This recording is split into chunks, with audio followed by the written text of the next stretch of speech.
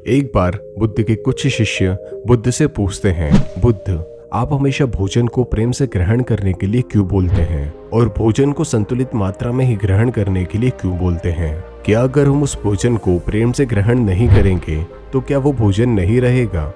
या फिर हम भोजन को ज्यादा मात्रा में ग्रहण करेंगे तो क्या वह विष का काम करेगा? बुद्ध ने कहा, हम जैसा भोजन ग्रहण करते हैं हमारे विचार उसी के अनुसार होते चले जाते हैं। भोजन से बुद्ध का मतलब उन सभी चीजों से है जो हम ग्रहण करते हैं, फिर चाहे वो खाद्य पदार्थ हो या फिर जानकारी। यह दोनों ही चीजें हमारे जीवन को गहराई से प्रभावित करती है। बुद्ध अपने शिष्यों से कहते हैं, मैं तुम्हें एक छोटी सी कहानी सुनाता हूँ जिससे तुम इस बात को अच्छे से समझ पाओगे।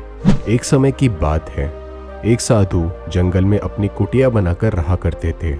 जो भी व्यक्ति अपनी समस्या लेकर उनके पास जाता वह उसकी समस्या का पल भर में समाधान कर दिया करते थे।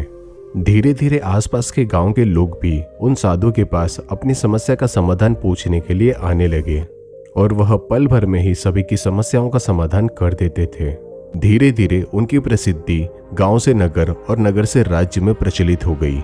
साधु की प्रसिद्धि की बात उस राज्य के राजा के कानों तक पड़ी। तो एक दिन राजा अपने सेनापति और मंत्री के साथ उस साधु महाराज से मिलने पहुंचे। राजा ने साधु से कहा, महाराज, मैंने आपके बहुत से चर्चे सुने हैं। मैंने सुना है कि आपके पास हर समस्या का समाधान है, इसीलिए मुझे लगता है कि आपकी सबसे ज्यादा जरूरत हमारे राज्य दरबार में है, जहाँ पर प्रजाजन हर दिन नई नई समस्या लेकर आती है। आप यहाँ जंगल में बैठकर अपना समय क्यों बर्बाद कर रहे हैं? आपको तो यहाँ ठीक से खाना भी नहीं मिलता होगा, जंगल के फल तोड़कर खाने पड़ते होंगे और पत्थरों पर सोना पड़ता होगा।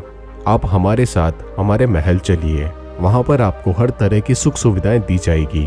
खाने के लिए स्वादिष्ट व्यंजन और पकवान होंगे, आप उनका स्वाद लीजिए। आप यहाँ कहाँ अपना समय गंवा रहे हैं? आप हमारे साथ हमारे राज दरबार में बैठिए और राज दरबार की शोभा बढ़ाइए। वह साधु उस राजा से बहुत मना करते हैं, लेकिन वह राजा नहीं मानता। वह राजा उनके चरणों में गिर पड़ता है और अंततः राजा उन साधु को अपने राज दरबार में ले आते हैं और राज दरबार में वह राजा उस साधु को हर तरह की सुख सुविधाएं देता है।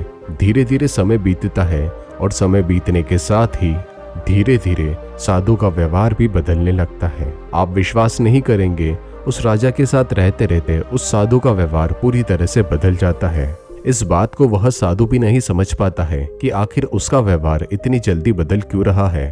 फिर एक दिन अचानक ही वह साधु मौका पाकर उस राजमहल से भाग जाता है, लेकिन वह अपने साथ कुछ कीमती सामान लेकर भागता है, जिसमें रानी के हार, कुछ कीमती मोहरें और सोने के सिक्के होते हैं। जब राजा को उस साधु की चोरी के बारे में पता चलता है तो वह अपने कुछ सैनिक उस साधु के पीछे छोड़ देता है। सिपाही हर जगह साधु को खोजते हैं, लेकिन उन्हें वह कहीं नहीं मिलता।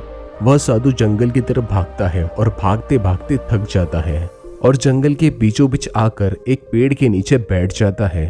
और जैसे ही वह पेड़ के नीचे बैठता है, पेड़ से टूटकर एक फल साधु के ऊपर गिरता है।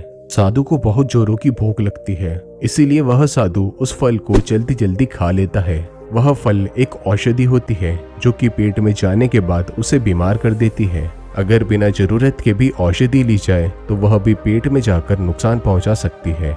वह औषधि उस साधु को बीमार और बहुत बीमार कर देती है और वह इतना बीमार हो जाता है कि उसके मरने जैसी हालत हो जाती है और उसका शरीर सूख कर एकदम एक लकड़ी की तरह हो जाता है। और तभी साधु को विचार आता है कि आखिर क्यों मैं उस राजा के धन को लेकर भाग रहा हूँ। मैं तो एक संत था, न जाने मुझे क्या हो गया कि मैं व्यर्थ में ही इस धन को लेकर भाग रहा हूँ। और यह विचार आते ही वह साधु आत्मज्ञान के भाव से भर जाता है।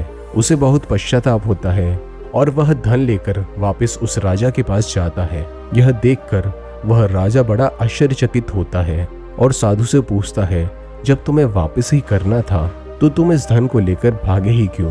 वह साधु राजा से कहता है, क्षमा कीजिए राजन, कुछ दिनों से मैंने आपका अन्न खाया है, इसीलिए मेरी सोच बिल्कुल आपकी जैसी हो गई थी।